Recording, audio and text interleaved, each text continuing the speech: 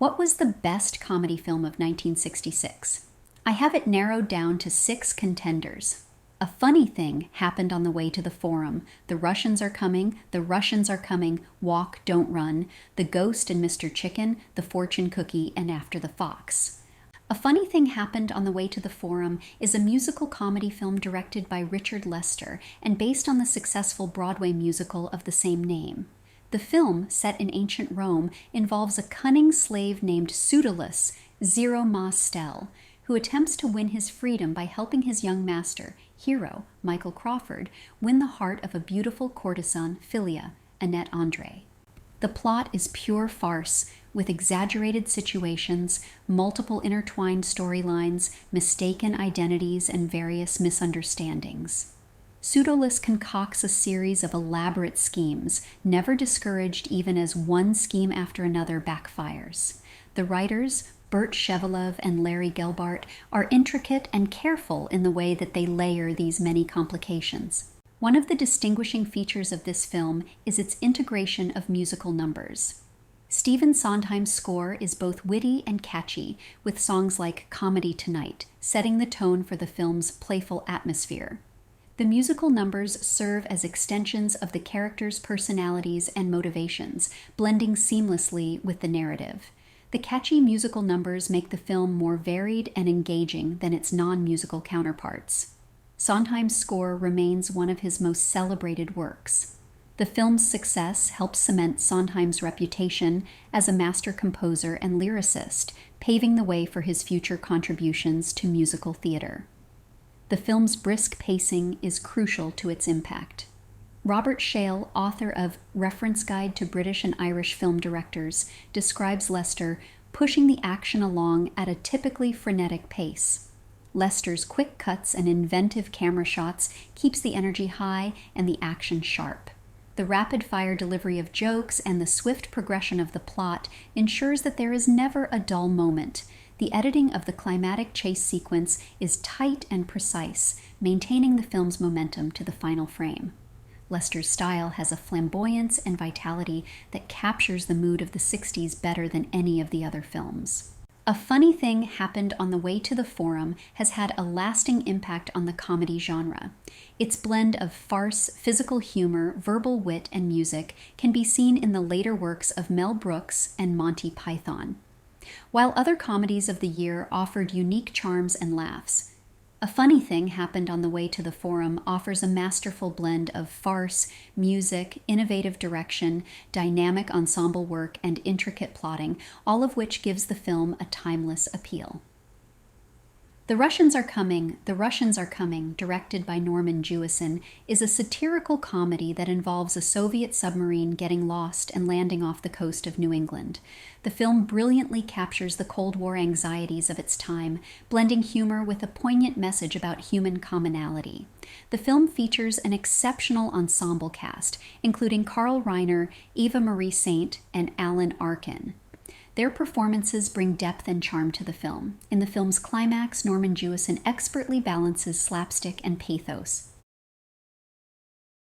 Walk, Don't Run, directed by Charles Walters, is a light romantic comedy set during the 1964 Tokyo Olympics. The film offers charm and humor, particularly with Cary Grant's final screen appearance. Alan Rafkin's The Ghost and Mr. Chicken is a delightful comedy horror film featuring Don Knotts as a timid typesetter who spends a night in a haunted house.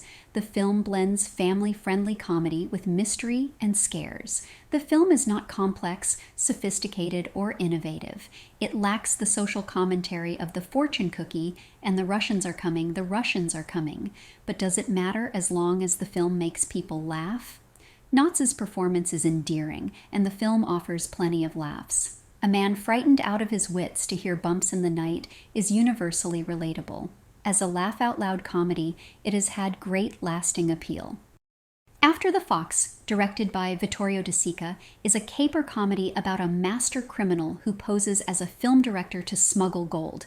Peter Sellers delivers a brilliant performance in the lead role, and the film's satire of the film industry is insightful and entertaining. The film, with its freewheeling spirit, lacks the cohesive narrative of The Fortune Cookie, The Russians Are Coming, The Russians are coming, and a funny thing happened on the way to the Forum. But, as in the case of The Ghost and Mr. Chicken, it still is a very funny film. The Fortune Cookie is a strong contender with its sharp legal satire. The film, directed by Billy Wilder, is a dark comedy starring Jack Lemmon and Walter Matthau. The film greatly benefits from Wilder's sharp wit and the chemistry between its leads. The screenplay of The Fortune Cookie, co-written by Wilder and I.A.L. Diamond, is expertly crafted with clever dialogue and a well-structured plot. The story revolves around a cameraman, Lemon, who is injured during a football game and persuaded by his brother-in-law, a shyster lawyer, Matthau, to exaggerate his injuries for financial gain. The Fortune Cookie explores themes of greed, deception, and the corrupting influence of money. The film's humor often stems from the characters' morally dubious actions and the situations that arise from their schemes. This is ridiculous. There's nothing wrong with me. That's what you think. Not only can't you move your hand and your leg, but you had this concussion. So now you got a ringing in your ears and double vision. Double vision. How many me do you see? One. One cheap, chiseling shyster lawyer who, of all people, had to marry my sister. Nice talk. I'm handing you $250,000 on a silver platter. Don't want the money. Don't want the silver platter. What's the matter? You feel sorry for insurance companies? They got so much money, they don't know what to do with it. They've run out of storage space. They have to microfilm it. This thematic richness adds layers to the comedy, making it not only entertaining but also thought-provoking. The other films, while humorous and enjoyable, do not delve as deeply into such universal themes. Wilder demonstrates great nuance in the way that he blends humor and social commentary. His ability to balance comic elements with deeper, often cynical undertones elevates The Fortune Cookie above the more straightforward approach of the other films.